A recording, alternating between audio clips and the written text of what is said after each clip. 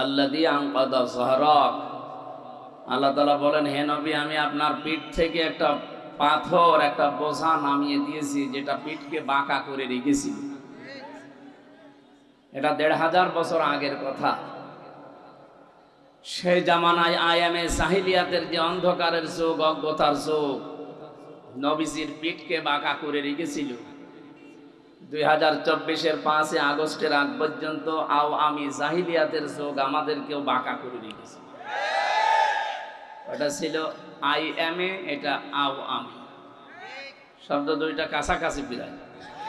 সুতরাং এরকম অন্ধকার এবং অজ্ঞতার যুগ যেন আর ফিরে না আসে, সে ব্যাপারে আমাদেরকে সতর্ক থাকা লাগবে। আমাদের উপর থেকে আল্লাহ এত বড় বিশাল বোঝা নামিয়ে দিলেন যে আমরা এখন কথা বলতে পারি। প্রশ্ন আসতে পারে, আমরা কথা বলতে পারতাম না? হ্যাঁ, পারতাম। আল্লাহ যে ফোর্সে বলতে বলেছিলেন ওই ফোর্সে পারতাম না। খালাকাল ইনসান আল্লামাহুল বায়ান। আল্লাহ পাক বলেন, আমি মানুষ বানিয়েছি আর মানুষকে কথা বলার শক্তি আমি দিয়েছি। বিজ্ঞান এখন প্রমাণ করছে মানুষ যে কথা বলতে পারে। এই কয়েক ইঞ্চি জায়গা দিয়ে কথা বের হতে 27টা ধাক্কা লাগে। কয়টা? 27টা স্তর পার করার পরে একটা কথা তৈরি হয়। এই বাকশক্তি এতদিন যারা রুদ্ধ করে রেখেছিল, আল্লাহ তাদের হাত থেকে আমাদেরকে মুক্তি দিয়েছে। বলেন আলহামদুলিল্লাহ। শুধু মুক্তি দেয়নি, আল্লাহ তাদের জন্য আমার মনে হয় নতুন করে কিছু আয়াত কোরআনে কারিমে আমরা এতদিনও জানতাম, কিন্তু বাস্তবতা বুঝতাম। সূরা নমল 52 নম্বর আয়াত আল্লাহ পাক বলেন, ফাতিলকা বুয়ুতুহুম খাবিয়াতাম বিমা যালামু ইন্না ফি যালিকা লাআয়াতান লিকাওমিন ইয়ালামুন। আল্লাহ যেন নিজের আঙ্গুল দিয়ে আমাদেরকে দেখাচ্ছেন, ফাতিলকা বুয়ুতুহুম, এই সেই ঘরগুলো, খাবিয়াতাম বিমা যালামু, যেগুলো আমি উজাড় গৃহ বানিয়ে দিয়েছি, জনশূন্য করে দিয়েছি, পরিত্যক্ত বানিয়ে দিয়েছি। বিমা যালামু, এই জালেমদের জুলমের কারণে। ঝিনাইদহবাসী আয়াতের দিকে তাকালে, 2024 সালের 5 আগস্টের দিকে তাকালে পুরাপুরি মিলে যাচ্ছে। আপনি দেখেছেন 2024-এর আগস্টের 5 তারিখের বিকাল 5টা বাজতে বাজতে এই দেশে জালেমদের যত বসবাসের জায়গা ছিল আল্লাহ সব উজাড় গৃহ বানিয়ে দিয়েছেন। কে কথা বলে না কেন? আমার কুষ্টিয়ার হানিফ সাহেবের বাড়ির দিকে তাকান, বাড়িটা এখন পরিত্যক্ত। বিকাল 5টা বাজতে বাজতে দেখলাম মানুষ পায়খানার প্যান্ট পর্যন্ত খুলে নিয়ে চলে গেছে। এটা শুধুমাত্র কুষ্টিয়া না, 630টা থানা আছে এই দেশে। এখন যতগুলো থানায় আমি কম বেশি গেছি, কোন জালেমের ঘর দেশের মানুষ আর স্থির রাখে নাই, সব শেষ করে দিয়েছে। আল্লাহ এতটুকু বলে শেষ করে দেননি। এখন আমাদের জন্য এখান থেকে শিক্ষা কি? ইন্না ফি যালিকা লাআয়াতান লিকাওমিন ইয়ালামুন। আল্লাহ এখানে লামে তাকিদ দিয়েছেন। আল্লাহ পাক বলেন, অবশ্যই এই ঘটনার ভেতরে তোমাদের জন্য শিক্ষা আছে। 5 আগস্টেও তোমাদের জন্য শিক্ষা আছে। কি সেটা? জালেমদের, এত বড় বড় বিশাল শক্তিশালী জালেমদের ঘর যদি আমি আল্লাহ সব পরিত্যক্ত বানিয়ে দিতে পারি, আগামীতে যারা চেয়ারে বসবে এরাও যদি জালেম হয়, তাদেরকেও আল্লাহ এভাবে পরিত্যক্ত বানিয়ে দেবে। এই জন্য আমরা সাবধান থাকি, সামনে যেই আসুক সে যেন জুলুমকারী না হয়। কথা বলে না কেন? কারণ জুলুম এই শব্দটা এত ঘৃণিত। আল্লাহ পৃথিবীতে সবচাইতে বেশি ঘৃণা করেন জুলুমকে। হযরত আদম আলাইহিস সালামকে আল্লাহ জানিয়েছিলেন, ওয়াকুলনা ইয়া আদামু উসকুন আনতা ওয়া যাওজুকাল জান্নাতা ওয়া কুলা মিনহা রগাদান হাইসু শিতুমা। বিয়ে হয়ে গেছে, আদম এবং বউ নিয়ে বাড়ি চলে যাও, তার মানে জান্নাতে যাও।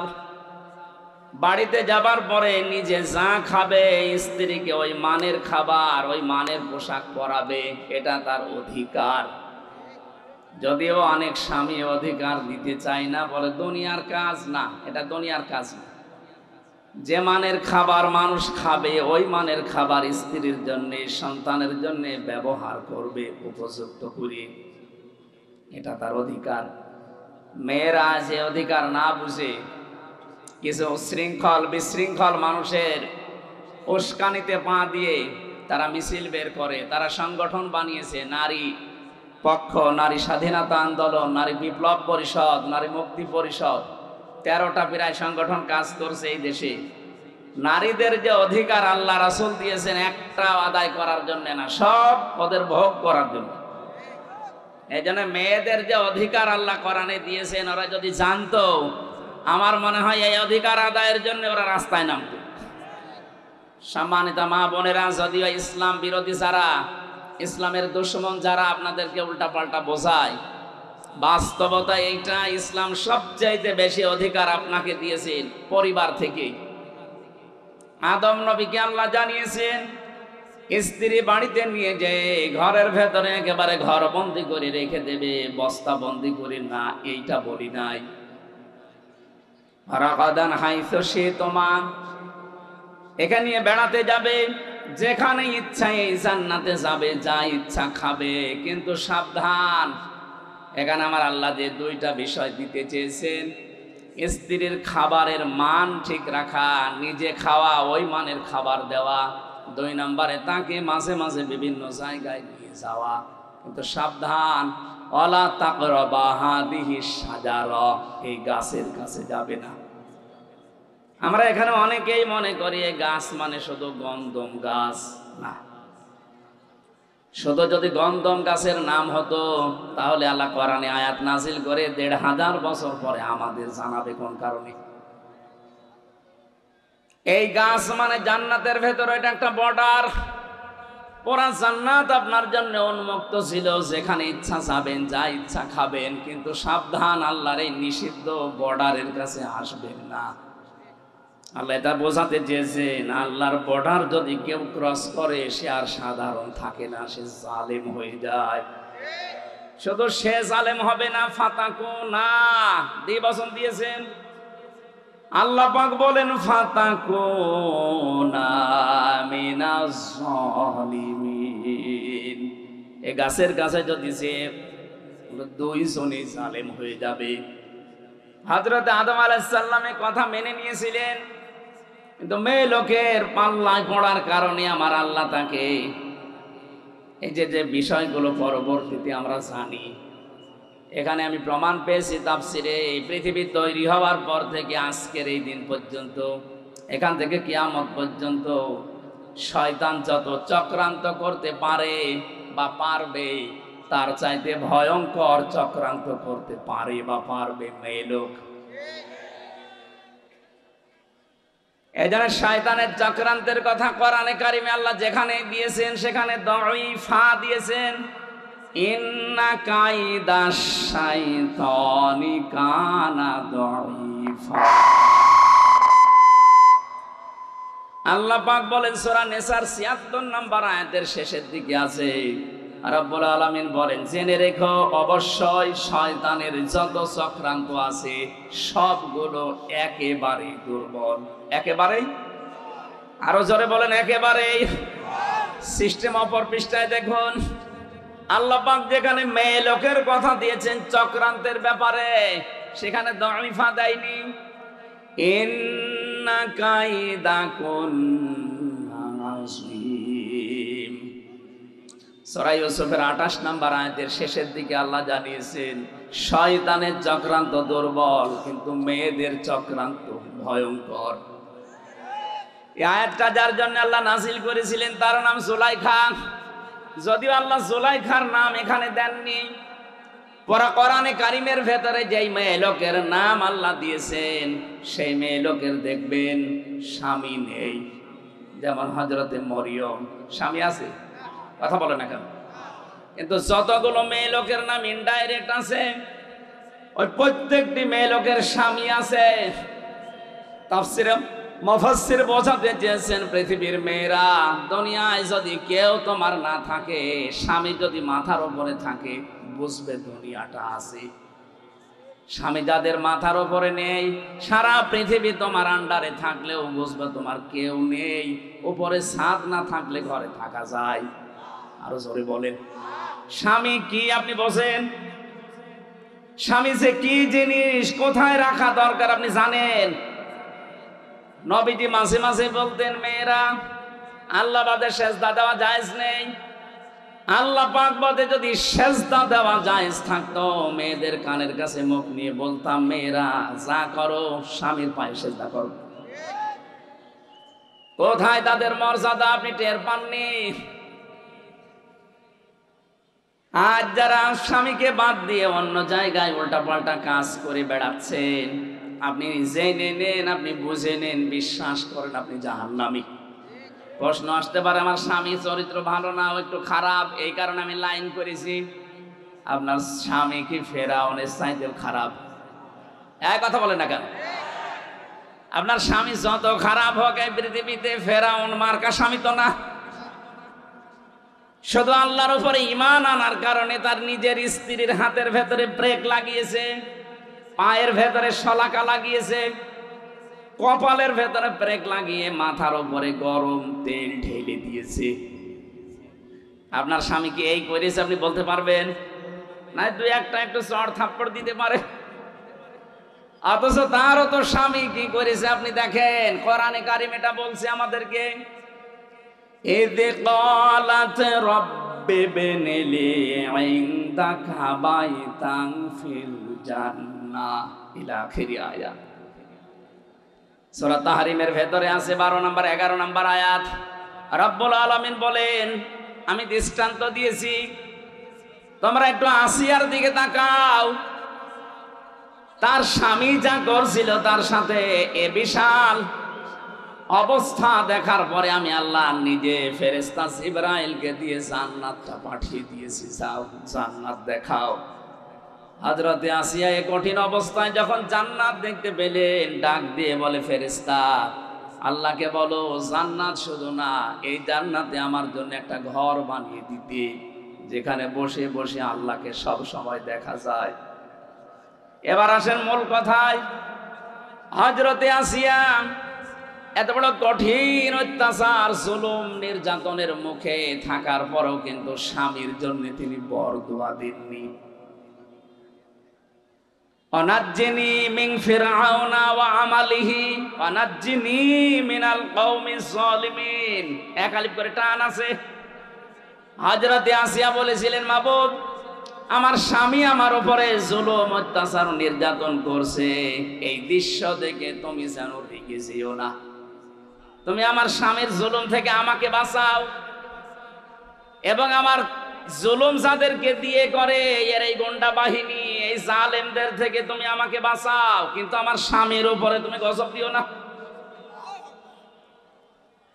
আপনি একটু খেয়াল করে দেখেন তো, কোন পর্যায়ে দাঁড়িয়ে তিনি এই দোয়া করছেন, যেখানে জীবন মরণ নিয়ে টানাটানি, মাথার উপরে গরম তেল চলছে, চুলগুলো উঠে যাচ্ছে, উলঙ্গ অবস্থায় রেখে, হাতে পায়ে ব্রেক লাগিয়ে, কপালের ভেতরে শলাকা লাগিয়েছে।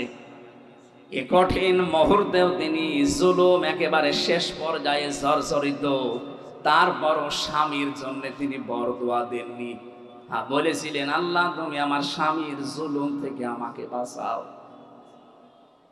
আপনি যে জান্নাতের আশা করেন আসিয়ার সাথে, আপনি মিলান তো আপনার জীবনে এটা পাওয়া যাবে? বলেন যে না, ওর চরিত্র আসলে ভালো না, অন্যদিকে লাইন আছে। ফেরাউনের কি লাইন ছিল না? আপনার চাইতে ফেরাউন স্বামীর চাইতে কত কম খারাপ হতে পারে আপনি ধারণা করেন এই ঘটনা থেকে? এই জন্য বলছি, স্বামী যাদের মাথার উপরে আছে, সে যেন মনে করে আমার মাথায় একটা ছাদ আছে। কি আছে? আল্লাহ রাব্বুল আলামিন এখানে আসিয়ার নামটা দেননি, কারণ তার স্বামী ছিল এখানে জুলাইখার নামটা সরাসরি দেননি, কারণ তার স্বামী ছিল। স্বামী থাকা মানে দুনিয়া থাকা, স্বামী নেই আপনি অসহায় হয়ে পড়বেন। কত রকমের উলট পালট কথা, টিটকারি মস্কারি ফাউল কথা শোনা লাগবে সমাজে, আপনি টেরও পাচ্ছেন না। স্বামী বাদ দিয়ে যারা একা একা চলতে চান, বাবার বাড়িতে গিয়ে মন মতো চলবেন বলে আশা করে আছেন, আপনি ধ্বংস হয়ে গেছেন। হযরতে আসিয়া এবং জুলাইখার নাম কেন বললাম? তাদের নাম আল্লাহ কোরআনে দেয়নি, কারণ তাদের স্বামী ছিল। কি ছিল? বলেন বলেন। স্বামী খারাপ হোক, কিন্তু স্বামী তো আল্লাহ কায়দা দিয়েছেন, কন্যা দিয়েছেন, বহু বচন। কেন আল্লাহ তার নামটা দিয়ে দিলে তো হয়েছে তো কি? ইন্না কাইদি কন্নি বা কি শব্দটা দিলেই তো অর্থ আমরা পেয়ে যেতাম, কারণ এখানে আল্লাহ জুলাইখার নাম বলছেন। কিন্তু বাস্তবে দেখলাম নাম না দিয়ে বহু বচন দিয়ে আল্লাহ এটাই জানাতে চেয়েছেন, মেয়েদের যে চক্রান্ত এটা জুলাইখার একা না, কিয়ামত পর্যন্ত জুলাইখার মতো এরকম ষড়যন্ত্রকারী মহিলারা যাবে। আমার মনে হয় ওইটা একটা বাংলাদেশে আমরা পেয়েছিলাম। এক কথা বলে না কেন? এর এই ষড়যন্ত্রের কারণে হাজারো আলেম এই 15.5 বছরে জেল খেটেছে, হাজারো মানুষ মানবতা ধ্বংস করেছে এই চক্রান্তের কারণে। পাশের রাষ্ট্রে ছিল মায়ানমারে আর একজন, ওর চক্রান্তে কত লক্ষ লক্ষ মানুষ দুনিয়া থেকে বিদায় নিয়েছে, ও নাকি শান্তিতে নোবেল পেয়েছে। ওর কারণে কত মানুষ এই দুনিয়া থেকে বিদায় নিয়েছে, আদম সন্তান। কথা বলেন ঠিক কিনা? আমাদের যেটা জুলাইখার, যাই হোক, এর কারণে কত মানুষ 2732 জন মানুষ অলরেডি এ দেশ থেকে কিছুদিন আগে মরে গেল। এই জন্য ওনার নাম এখন আপনি ইন্টারনেটে সার্চ দেন, 6 জনের নাম পাবেন পৃথিবীতে হত্যাকারী। গণহত্যার তালিকায় একজন হিটলার, চেঙ্গিস খান, বাকি আমাদের পাশের রাষ্ট্রে আছে যিনি, ওনার নাম আছে, আর যিনি পালিয়ে ওনার কাছে গেছে ইনার নাম আছে। বাকিগুলো আমি নাই নাই বললাম। আপনি বলেন তো, যাদের নাম গণহত্যার তালিকায়, কত মানুষের রক্ত তারা চোষণ করেছে।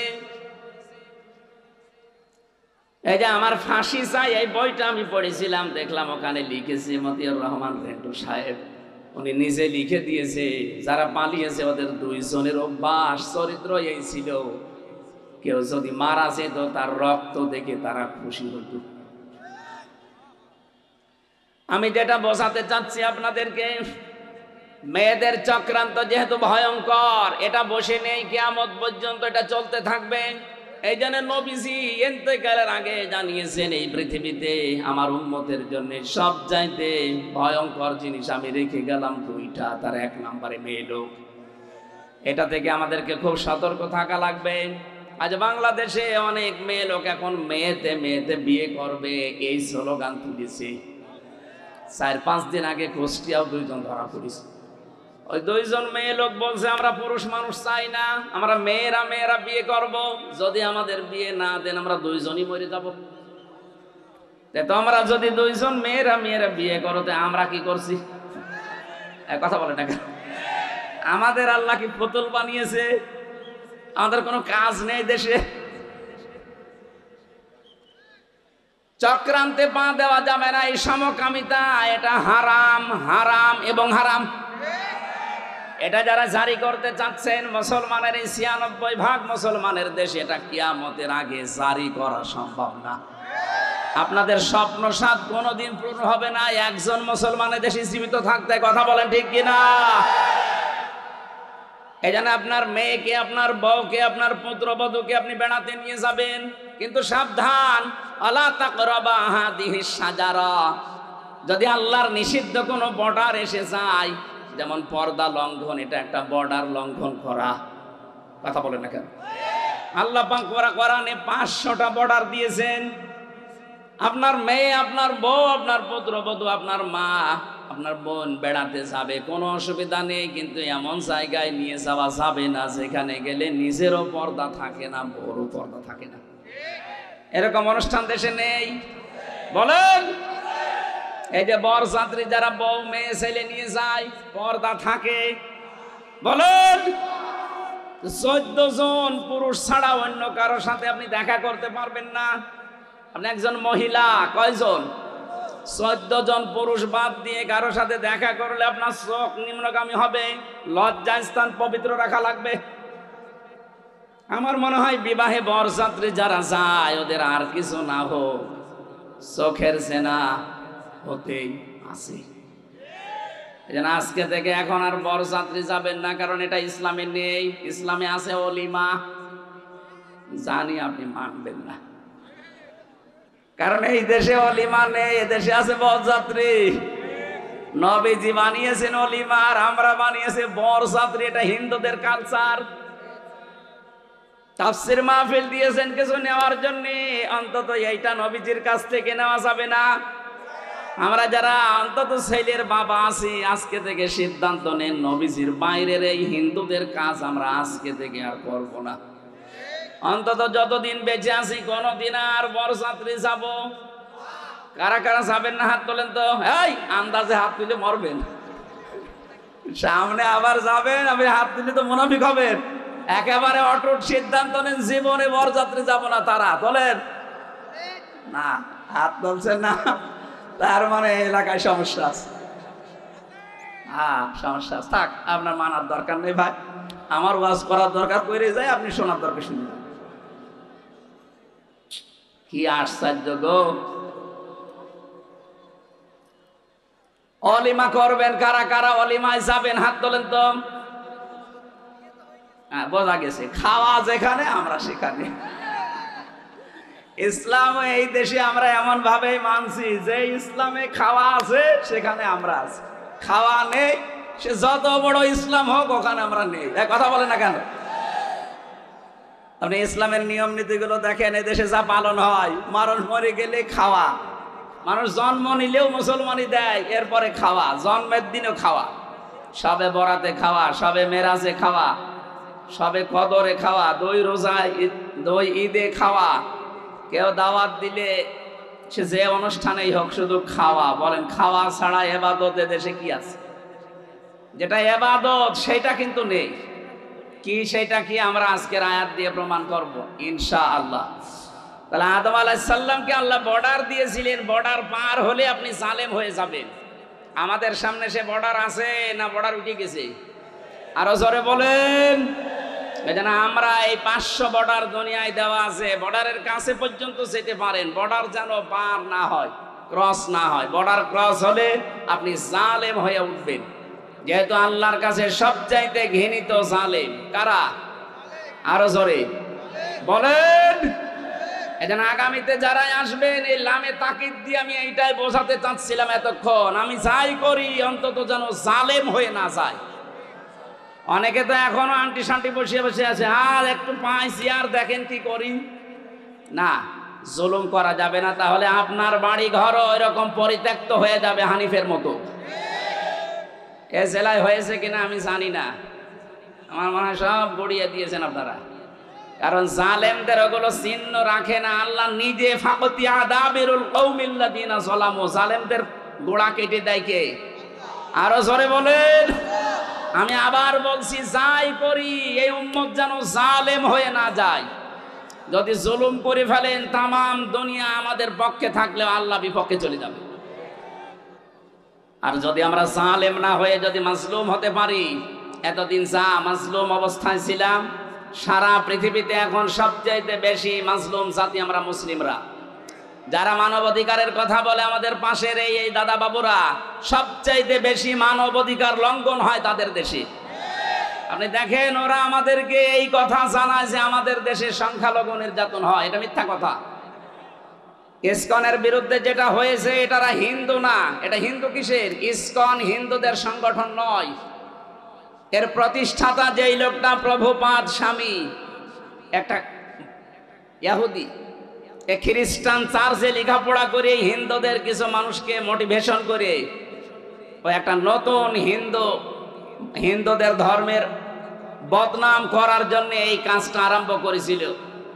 সুতরাং ইসকনের নাম নিয়ে আপনি বিশৃঙ্খলা করবেন, আপনাদেরকে কিছু বললে আপনি তারা দুনিয়ায় জানাবেন যে আমাদের সংখ্যালঘু নির্যাতন হচ্ছে।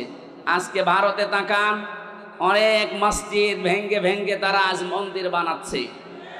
এই কথা বলেন না কেন? বাংলাদেশে ইতিহাস আছে যে কোনো মন্দির ভেঙে আমরা আজ পর্যন্ত মসজিদ বানিয়েছি? গতকাল ওরা জানিয়েছে আজমির শরীফের নিচে নাকি 1000 বছর আগে মন্দির ছিল, এখন ওইটা ভেঙে মন্দির বানাবে। এই ভুয়া কথা তুলে যদি আজমির শরীফে হাত দিতে চান, বাংলাদেশের ঢাকার ইসকন মন্দির যেটা স্বামীবাগে, এখন যদি বলি যে এটা 500 বছর আগে এখানে মসজিদ ছিল, এখন নেন ঠেলা। আর জালেমরা যখন কারাগারে যায়, জালেমরা যখন আদালতে ওঠে, তখন আমার মাঝে মাঝে মনে হয় দেখ কেমন লাগে। আমাদের যখন নিয়ে যেত আদালতে মাথায় দড়ি দিয়ে, ওরা ফিসাফিসি করতো, এর কাছে ও বলতো দেখ কেমন লাগে। এখন আপনাদের এই দৃশ্য দেখে তো আমার মনে হচ্ছে দেখ কেমন লাগে। আজমির শরীফে হার দেবেন দেন, আল্লাহর ঘর মসজিদ গুলো ভাঙছেন ভাঙেন, 2-3 বছর পরে দেখবেন সারা পৃথিবীর যেখানে হিন্দু আছে তখন বলা হবে যে এখানে 1000 বছর আগে আমাদের মসজিদ ছিল। কি করবেন তখন? আপনারা সংখ্যায় তো বেশি না, তামাম দুনিয়ায় সবচাইতে বেশি খ্রিস্টান ধর্মের মানুষ, এরপরে আমরা। এই কথা বলে না কেন? খ্রিস্টান 250 কোটি আর আমরা 200 কোটি, হিন্দু আছে 130 কোটি। এক একজন যদি এক একজনকে আপনি ভাগ করে দিন তাও তো পারবেন না। সুতরাং যে ষড়যন্ত্র আরম্ভ করেছেন এটা থামান। ইউনূস সাহেবের এক কথায় আপনার সব উল্টাপাল্টা হয়ে গেছে, তাও তো কিছু করে নাই। ইউনূস সাহেব যদি যা বলেছিল ওইটা করতো, এতক্ষণ পর্যন্ত ভারত এই 7 সিস্টার সব ভেঙে গুড়িয়ে যেত। ওনাকে দুর্বল মনে করবেন না, ওনার পেছনে যা আছে আপনি টের পাচ্ছেন না। আজকে সকালবেলা আমি 45 মিনিট দেখেছিলাম আমাদের টকশোগুলো, পাগল হয়ে গেছে। এই জন্য যেহেতু এটা রেকর্ড হচ্ছে, সারা দুনিয়ায় যাবে এটা, এটা শুধু এখানে সীমাবদ্ধ নেই। এই জন্য কথাগুলো বললাম। যারা এই ষড়যন্ত্রে মেতে আছেন, কিছু দালাল মিডিয়া সহ, আপনারা থামবেন। এই হাওয়া দিয়ে উস্কানি দিয়ে মানুষদেরকে বিপদে ফেলে দিয়েন না। হাজারো মানুষ কিন্তু জীবন হারাবে এই উস্কানিতে পা দিলে। আমরা এরকম কোন উস্কানিতে, ফেসবুকের কোন উস্কানিতে পা দেব না ইনশাআল্লাহ। আমরা যেন জালেম না হই, মাজলুম থাকি। আল্লাহ আমাদেরকে মাজলুম বানান, জালেম না বানান। বলেন আমিন। দরুদ আর সালাম পাঠ করার মাধ্যমে আমরা আরম্ভ করছি। সূরা নাহাল 112 নম্বর আয়াতটা পড়েছি। বাংলাদেশের সাথে আয়াতটা মিলিয়ে আমি একেবারে খাপের খাপ এই জায়গায় মিলাবো, তারপরে যাব। আল্লাহ পাক বলেন, দরাবাল্লাহু মাসালান ক্বরিয়াতান কানাত আমিনাতাম মুতমাইন্না। আমি একটা গ্রামের উদাহরণ দিচ্ছি তোমাদের সামনে। কে বলছেন? আল্লাহ বলেন একটা গ্রামের উদাহরণ তোমাদের সামনে দিলাম। কি ছিল সেই গ্রামে? 2টা কথা আয়াতে আল্লাহ দিলেন। কানাত আমিনাতাম মুতমাইন্না। 1 নম্বরে সেই গ্রাম ছিল নিরাপদ, 2 নম্বরে ছিল নিশ্চিন্ত। এমন একটা গ্রামের কথা আল্লাহ কোরআনে কারিমে আয়াতে আমাদেরকে শোনাচ্ছেন যে গ্রামের বৈশিষ্ট্য পেলাম কয়টা? আরো জোরে। 1 নম্বরে গ্রামটা নিরাপদ ছিল, 2 নম্বরে গ্রামটা ছিল নিশ্চিন্ত। 1947-এর আগে আমার মনে হয় বাংলাদেশ এরকম একটা বিষয় পার করেছে। কথা বোঝেন? এই দেশটাও ঠিক নিরাপদ এবং নিশ্চিন্তে আমরা বাস করতাম। হঠাৎ করে এই দাদাদের ষড়যন্ত্র মতো 2 পাকিস্তানকে ওরা আলাদা করে দিল, নিজেরা আলাদা হয়ে আমরা 2টাকে এক করে আমাদের আলাদা করে দিল। এরপরে তো আমাদের নিরাপদ এবং নিশ্চিন্ত জীবন উঠে গেছে, সব চাইতে বেশি উঠে গেছে। এর পরের শব্দে দেখেন, ইয়াতিহা রিজকুহা রাগাদাম মিন কুল্লি মাকান।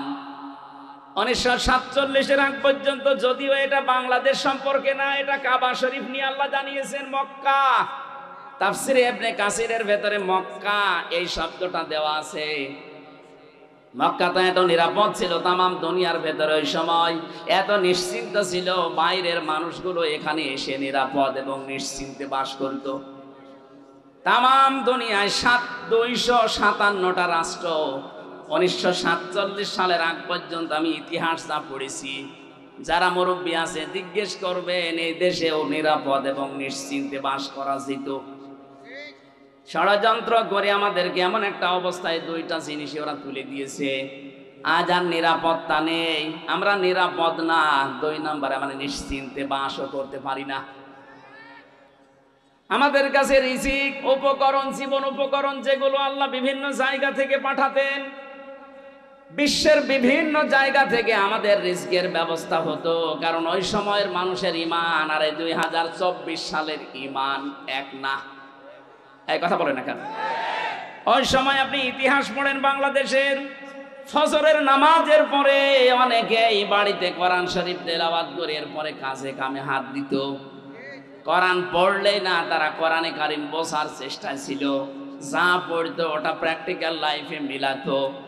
24 সালে এসে এখন আর ওইটা নেই, সকালবেলা শুরু হয় অনেকের বাড়িতে গান দিয়ে। কথা বলেন না কেন? আমরা আবার ওই পুরনো ঐতিহ্যে ফিরে যেতে চাই। ফজরের নামাজ অন্তত জামাতে পড়ার পরে নারী পুরুষ বাড়িতে হোক যেখানে হোক আল্লাহর কোরআন দিয়ে দিন শুরু হবে। কারা কারা এটা মেনে নিতে পারেন দেখি তো? লিল্লাহে তাকবীর। এই হাত তোলেনি কে দেখেন তো? আলহামদুলিল্লাহ। থাক, এই মাহফিল সাকসেস হবে যদি সকাল থেকে আমল শুরু হয়।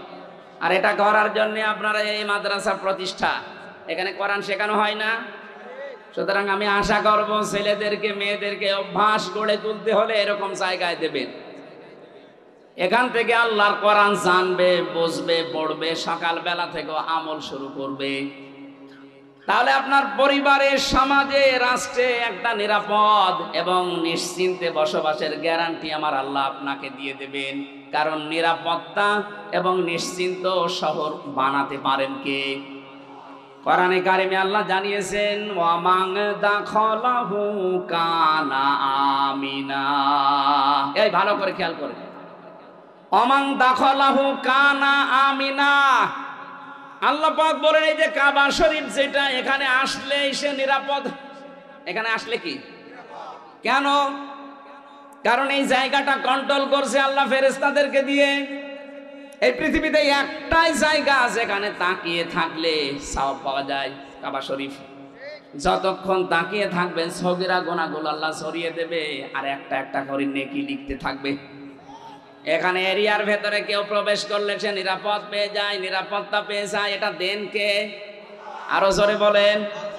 বাংলাদেশ তো আর কাবা শরীফ না, এই কথা বলেন না কেন? 6000 কিলোমিটার দূর আমরা কাবা থেকে। ওখানে গেলে যেহেতু নিরাপত্তা পাওয়া যায়, স্বস্তি পাওয়া যায়, শান্তি পাওয়া যায়, ভয় দূর হয়ে যায়। তাহলে আমাদের এই 56,000 বর্গ মাইল যদি আমরা নিরাপত্তা দিতে চাই, আল্লাহর কোনো ঔষধ নেই।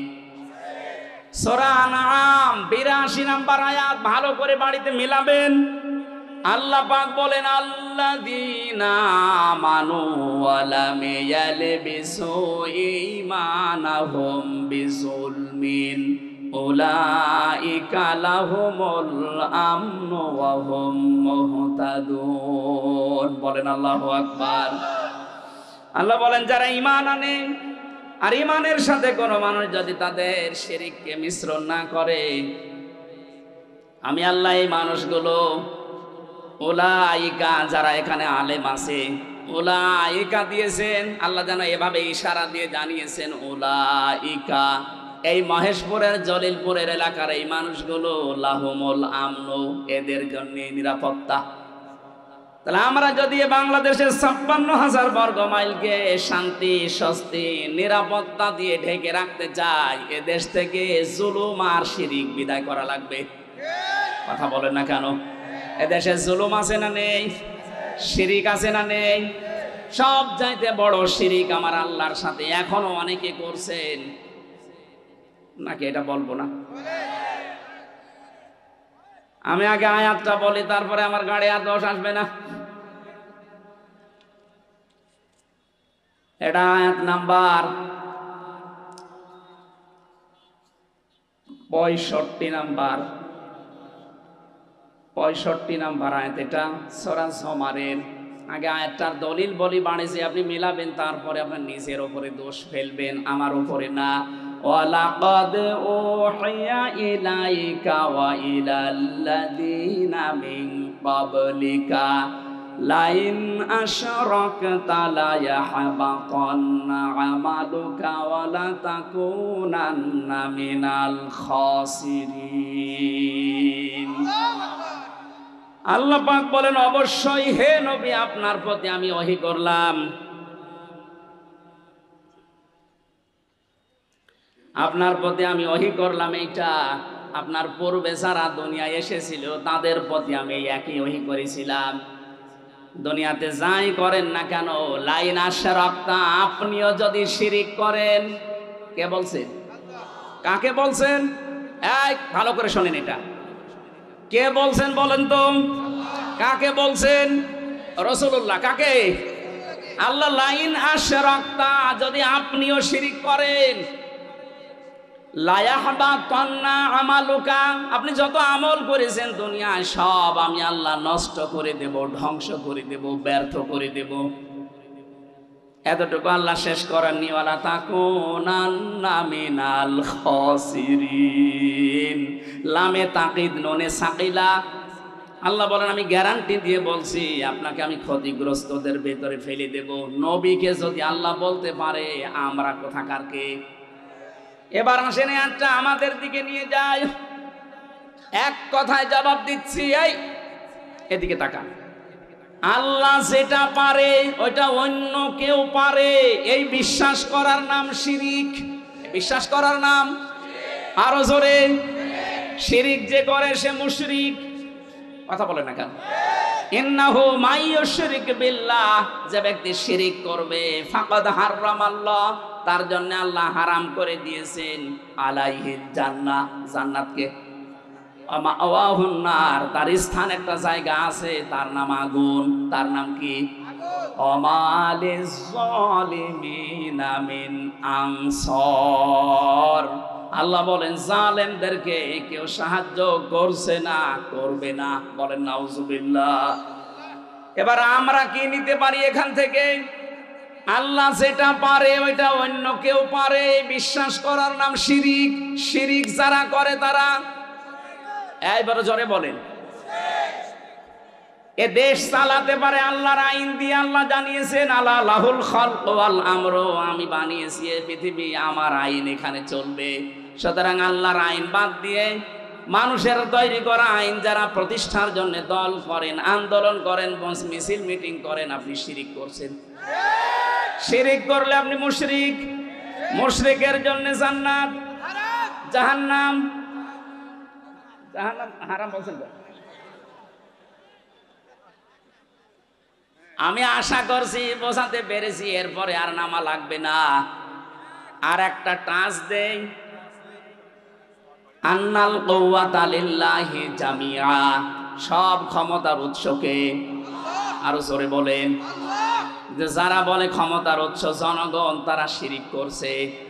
শিরিক করলে লোকটা মুশরিক হয়ে গেলে লোকটা, আর কি বলা যায় বলেন তো? এরপরেও যদি কোনো মানুষ শিরিক না ছাড়ে, কিয়ামত পর্যন্ত আপনি চেষ্টা করলে এ দেশকে নিরাপত্তা দিতে পারবেন না। আল্লাহ নিজে জানাচ্ছেন, যারা ঈমান আনে আর ঈমানের সাথে শিরিক মিশ্রণ না করে, শিরিক মিশ্রণ যারা না করে, তাদেরকে আমি নিরাপত্তার দায়িত্বে নিয়ে নিলাম, তারাই নিরাপত্তার হকদার। সুতরাং যত ষড়যন্ত্র বাইরের দেশ থেকে চলছে, যারা করাচ্ছে, এই সবগুলো থেকে মুক্ত হওয়ার জন্য এখন এদের শিরিক মুক্ত করা লাগবে। নিজেরা শিরিক করব না, কেউ করলে করতে দেব না। বলেন, বিশেষ করে আমরা ৯৬% মুসলমানেরা, অন্য জাতি যারা আছে ৪% তারা করে গা, ওদের দ্বারা কিছু হবে না। তা আমরা মুসলমান হয়ে যদি আমরা শিরিক করি, এ দেশ আল্লাহ অস্থিতিশীল বানিয়ে দেবে। কথা বলেন ঠিক কিনা? আল্লাহ পাক বলেন, আমি রিজিক পাঠাতাম বিভিন্ন জায়গা থেকে তাদের কাছে, কিন্তু তারা সব চাইতে বড় নাফরমানি করেছিল। ফাকাফারাত বিআনউমিল্লাহ, আমি আল্লাহর নিয়ামতকে তারা ঢেকে ফেলেছিল, গোপন করেছিল। এবার আপনি এই 53 বছর মিলান, সূরা ইব্রাহিমের ভেতরে আছে। আল্লাহ রাব্বুল আলামিন বলেন, আলাম তারা ইলাল্লাযীনা বাদদালু নি'মাতাল্লাহি কুফরা ওয়া আহাল্লু কওমাহুম দারাল বাওয়ার নামা ইয়াসলাউনাহা ওয়া বিসাল করার। নবী, আপনি কি ওদের দিকে দেখেননি যে মানুষগুলো আল্লাহর নিয়ামতকে বদল করে ফেলেছিল, পাল্টিয়ে ফেলেছিল? এদেশে আল্লাহর নিয়ামত এই, আমি একটা একটা করে প্রায় 500টা বলতে পারবো। এখন একটা বলছি, পর্দায় থাকা মেয়েদের জন্য এটা নিয়ামত কিনা বলেন তো, বলেন বলেন। মানুষ আমরা যত খারাপ হই, পর্দাওয়ালা মেয়ে লোক দেখলে হয় আপা, নাই খালা, নাই মা বলে ডাকে। কথা বলে না কেন? বেপর্দা মেয়ে লোক দেখলে আগেই ডাকবে ভাবি। এটা আপনাকে আল্লাহ নিরাপত্তার চাদর থেকে বের করে দেবে।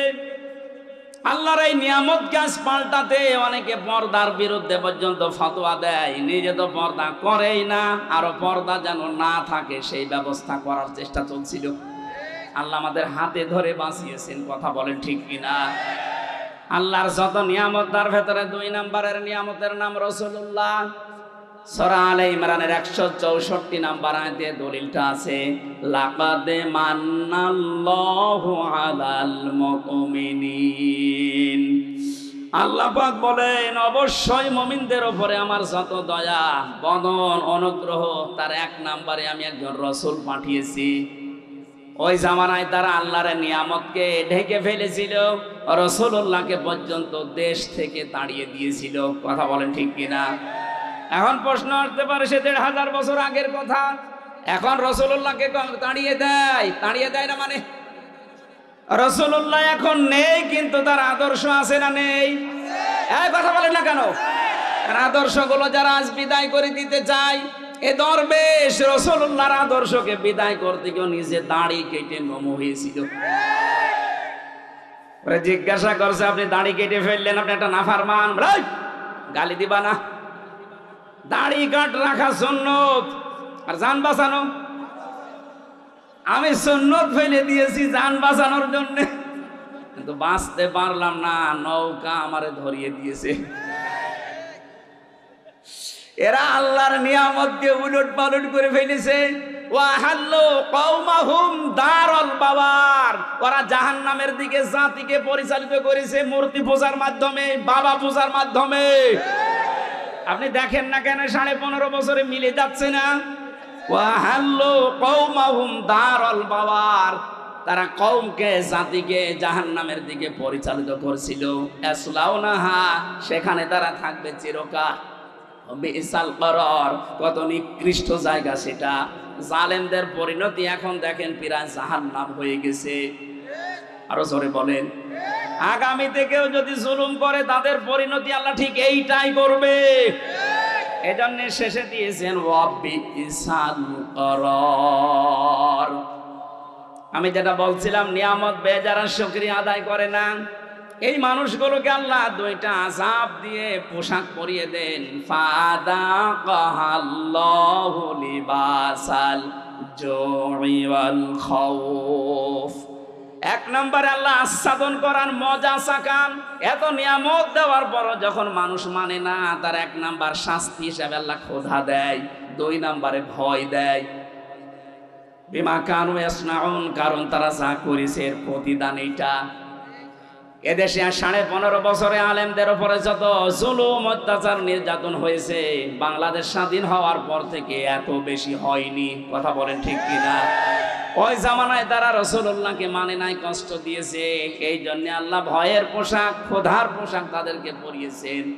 এই জামানায় যারা রাসূলের নেই, কিন্তু রাসূলের উত্তরাধিকারী আলেমরা আছে, এদেরকে যারা সম্মান দেয় না, এদের মতামত নেয় না, এদেরকে আরো জুলুম, নির্যাতন, অত্যাচারের জর্জরিত করে, তাদের জন্য আল্লাহর শাস্তি 2টা।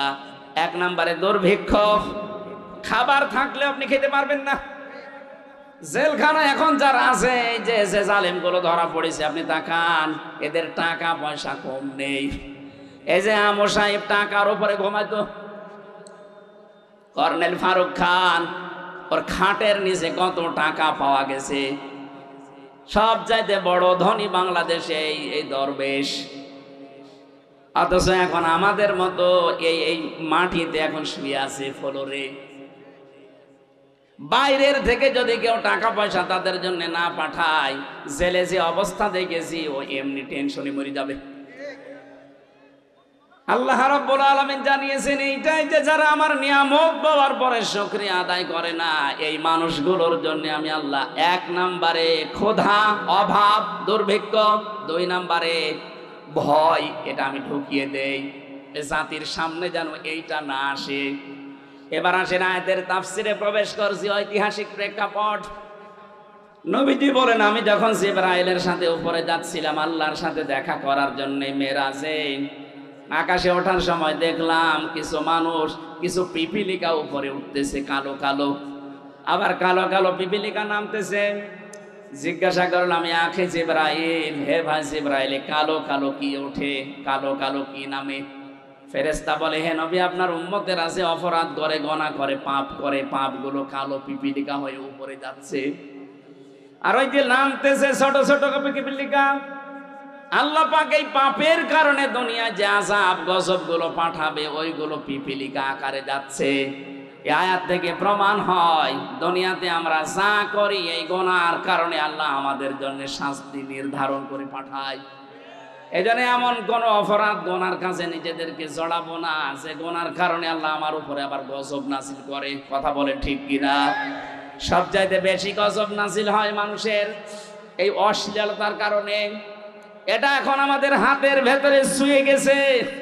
ইন্ডিয়ায় যে প্রণব করা পত্রিকা আকাশ সংস্কৃতির নামে মোবাইল, কম্পিউটার, টেলিভিশন আকাশ সংস্কৃতিতে যেগুলো পাঠাচ্ছে, এর দ্বারা সবচাইতে বেশি ক্ষতি হচ্ছে মানুষের চরিত্রের। আরো জোরে বলে, আমরা গোপনে যে গুনাহগুলো আজ করছি, এই গোপন গুনার কারণে আল্লাহ কিন্তু শাস্তি পাঠাবে। আপনি দলিল হিসাবে সূরা রুমের 41 নম্বর আয়াতটা দেখতে পারেন, যাহারাল ফাসাদু ফিল বাররি ওয়াল বাহার বিমা কাসাবাত আইদিন নাস। আল্লাহ বলেন, জলে স্থলে যে বিপদ আপদগুলো দেখতে পাও, বিশৃঙ্খলা, একটাও আমি পাঠাই না, এগুলো সব তোমাদের হাতের কামাই করা ফসল। সুতরাং আমরা গুনাহ করলে আমাদের কপাল নষ্ট হবে। কথা বলেন ঠিক কিনা? গুনাহর কারণে মানুষের ভাগ্য নষ্ট হয়, সে গোপনে বলেন আর প্রকাশ্যে বলেন। এই 15.5 বছরে তো প্রকাশ্য জুলুম চলেছে, এখনো পর্যন্ত অনেকের জুলুম থেমে নেই, গোপনে চালাচ্ছে। এই কথা বলে না কেন?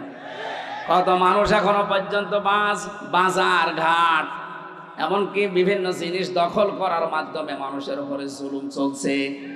এটা বন্ধ করা দরকার। কারণ এই জুলুমের কারণে যে গজব আসবে, আপনি একা মরবেন না, আমারে নিয়ে মারবেন।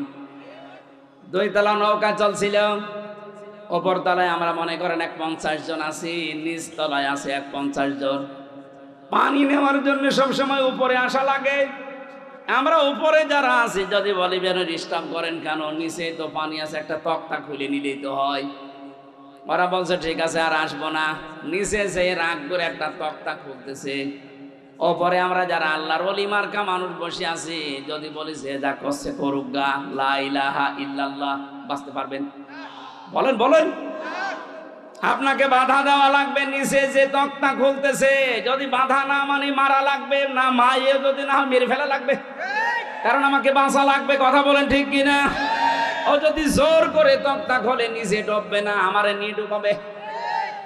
এখানে যদি কাবা শরীফের ইমামও থাকে সেও ডুববে।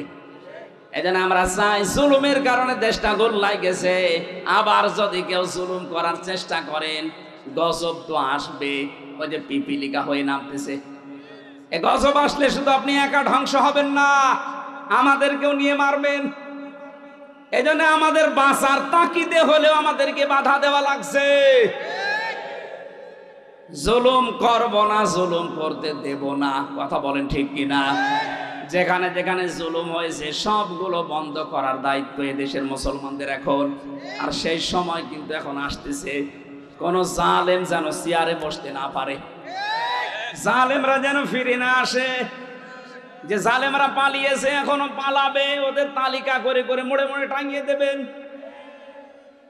যাদের কারণে আলেমরা এদেশে কথা বলতে পারে নাই, এ মাইক কেড়ে নিয়েছে, কয় আপনি কোথায়, আজকে আসেন, মাইক দিয়ে দিলাম, নেন আসেন, মাইক নেন তো দেখি কেমন সাহস আপনার, আজকে আসেন। কুষ্টিয়াতে যাদের কারণে আমি কোরআনের কথা বলতে পারতাম না, মাঝে মাঝে বলি কয় আসেন, কেউ আসে না, সব পালিয়েছে। এখানেও যারা ঢুকতে দেয়নি, এই মহেশপুরে আসার কথা ছিল, আল্লাহর ওলি আসতে দেয়নি। কোথায় আপনি, আসেন, আওয়াজ আপনার বাড়িতে যাচ্ছে আমি জানি, আসেন। আজকে মাইক কেড়ে নেন, মাইক আমি আজকে দিয়ে দিলাম, নেন। মহেশপুরবাসী, মূল কথা এইটা, আমরা যে যে ধরনের অপরাধ করব, এই অপরাধের কারণে কিন্তু এই পৃথিবীতে আযাব আর গজব নাজিল হবে। এই জন্য আমরা নিজেদেরকে সংযত থামাবো। কথা বলেন ঠিক কিনা? যদি না থামাতে পারেন, এই আয়াতের পরবর্তী যে শব্দগুলো এবার আল্লাহ বলছেন, নাকি শেষ করে দেব? থাকবেন কারা কারা শেষ পর্যন্ত দেখি, হাত তোলেন তো, এই হাত তোলেন, দেখেন তো হাত তোলেনি কে, দেখেন তো, ওই যে একটা লোক হাত তোলেনি, তোলেন, তুলে রাখেন, হাত তুলে রাখেন। ভাই হোসাইন কই? এবার এই ভাই, এই মাদ্রাসার মাহফিল একটা খরচ আছে এদের, এই খরচের জন্য এনাদের যারা যাচ্ছে হাত তুলে রেখেছেন, হাত পকেটে দিয়ে টাকাগুলো দিয়ে যাবে। আমি তো কালেকশন বুঝি না আর জানিও না, তারপরও যতটুকু বললাম নিজের দায়িত্বে, মাদ্রাসা যেহেতু সরকার তো টাকা দিচ্ছে না, এখানে মাদ্রাসার মাহফিল দিয়েছে এনারা নিজেরা, আশা করছে আপনারা কেউ ওনাদেরকে একেবারে ফেরত দেবেন না। যারা যাচ্ছে ভেতরে, কই লোকজন কই আপনার, তাড়াতাড়ি করেন ভাই, আমরা শেষ করবো, আয়াতটা শেষ করা লাগবে।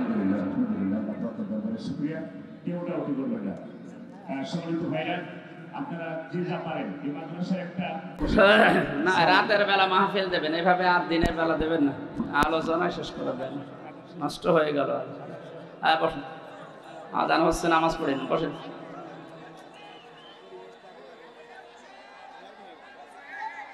সাবদারপুর কলেজ ময়দানে রাতের বেলা মাহফিল আছে, সাবদারপুর কলেজ ময়দানের সামনে 18 তারিখে কথা বলবো, ওখানে ফেব্রুয়ারির 18। এদিকে আর এদিকে কোন জায়গায়, যাদবপুর কলেজ ময়দানে আছে, যাদবপুর, মহেশপুর, যাদবপুর, এটা মনে হয় 25 তারিখে ফেব্রুয়ারি কথা বলবো রাতের বেলা। আল্লাহুম্মা আমিন। লা ইলাহা ইল্লা আনতা সুবহানাকা ইন্নী কুনতু মিনাজ জালিমিন। আল্লাহ তাআলা, যেভাবে আরম্ভ করেছিলাম, কয়েক ঘন্টা এখনো বললে তোমার বান্দা বান্দিরা চলে যেত না। কোরআনে কারীম শোনার জন্য মহেশপুরের মানুষগুলো এত পাগল, এদেরকে তুমি কোরআনের হেদায়েত দিয়ে দাও। এই আয়োজন যারা করেছে, এ বিশাল আয়োজনে যারা শ্রম দিয়েছে, অর্থ দিয়েছে, আল্লাহ এদের টাকা পয়সা অর্থগুলো কবুল করে নাও। এ মাদ্রাসার সম্মানিত অধ্যক্ষ মাওলানা আব্দুল হাই, তার শিক্ষক শিক্ষিকা এবং ছাত্র ছাত্রীর এলাকার মানুষদেরকে নিয়ে কোরআনের বিশাল আঞ্জামে যিনি খেদমত শুরু করেছিলেন, আল্লাহ তার খেদমতকে কবুল করে নাও। মাহফিলের প্রধান অতিথি আমাদের জনাব সানাউল্লাহ সাহেবকে মঞ্জুর করো। মাওলানা হোসাইন মাহফুজ সহ যত আলেম ওলামা এসেছে, এদেরকে কবুল করো। সম্মানিতা মা বোনেরা পর্দার আড়ালে বসে আছে, খাদিজার মতো, আয়েশার মতো বানিয়ে দাও। আল্লাহ তাআলা, আমি সহ যারা অসুস্থ আছি, আমাদেরকে শেফায়ে কামেলা আজেলা নসিব করো। এলাকায় মাটির নিচে যত মানুষ ঘুমিয়ে আছে, কোরআনের ইজ্জতে মাফ করে দাও। এ মাদ্রাসার যত প্রয়োজন আছে, আল্লাহ তোমার কুদরত থেকে পূরণ করো। আল্লাহুম্মা রাব্বির হামহুমা কামা রাব্বায়ানি সাগীরা। আল্লাহ 56,000 বর্গ মাইল তোমার কোরআনের আলো দিয়ে চলছে, এটা দেখে মরার তৌফিক দিও। যত ষড়যন্ত্র চলছে দেশটা নিয়ে, আল্লাহ তুমি সব ষড়যন্ত্র নস্যাৎ করে দাও। প্রতিবেশী হিসাবে যাদেরকে দিয়েছো, এরা এত নিকৃষ্ট চরিত্রের, এরা নিজেরাও অন্যায় করে অন্যের ওপর এরা চাপিয়ে দেয়। আল্লাহ নিকৃষ্ট প্রতিবেশীদের কবল থেকে তুমি আমাদেরকে বাঁচাও। আল্লাহুম্মা গফিরলি ওয়ারহামনি ওয়াহদিনি ওয়াফিনি ওয়ারযুকনি ইয়া রাব্বাল আলামিন। রব্বানা আতিনা ফিদ দুনিয়া হাসানা ওয়া ফিল আখিরাতি হাসানা ওয়া কিনা আযাবান নার। আল্লাহ তাআলা দুনিয়ায় শান্তি দাও, আখিরাতে মুক্তি দিও, জাহান্নামের কঠিন আযাব থেকে আমাদেরকে বাঁচাও। আগামীতে কোরআনের প্রচারের জন্য এই মাহফিলটা বিশাল আকারে কবুল করে নিও। মনের ভেতরে যার যে কামনা বাসনা আছে, আমাদের জীবনের সায়েজ আশাগুলো পূর্ণ করে দাও। আল্লাহ তাআলা দৃষ্টান্ত দিয়েছে তুমি মক্কা শরীফের, কয়েকটা বিষয় আমরা এখান থেকে তুলে এনেছিলাম। নিরাপদ এবং নিশ্চিন্তে বসবাস করা যায় এরকম একটা দেশ তুমি আমাদেরকে উপহার দাও। ক্ষুধা এবং ভয়, এই দুইটা গজব থেকে এই জাতিকে তুমি আল্লাহ বাঁচাও।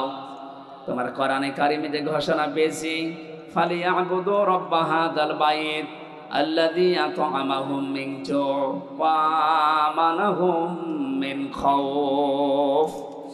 আল্লাহ তাআলা এই আয়াতগুলো মেনে এর বাস্তব চিত্র আমাদের চোখে ধরিয়ে দাও। আমি আবার দোয়া করে দোয়া চাই এই মাদ্রাসার জন্য, কিয়ামত পর্যন্ত দিনের এই মার্কাজটাকে কবুল করো আল্লাহ। যারা লেখাপড়া করছে এখানে এদের মেধা স্মৃতি খুলে দাও। যারা দায়িত্বে আছে আল্লাহ তুমি ইখলাসের সাথে পালন করার সুযোগ দাও। আল্লাহুম্মা রাব্বিরহামহুমা কামা রাব্বায়ানি সাগীরা। আলহামদুলিল্লাহি রাব্বিল আলামিন।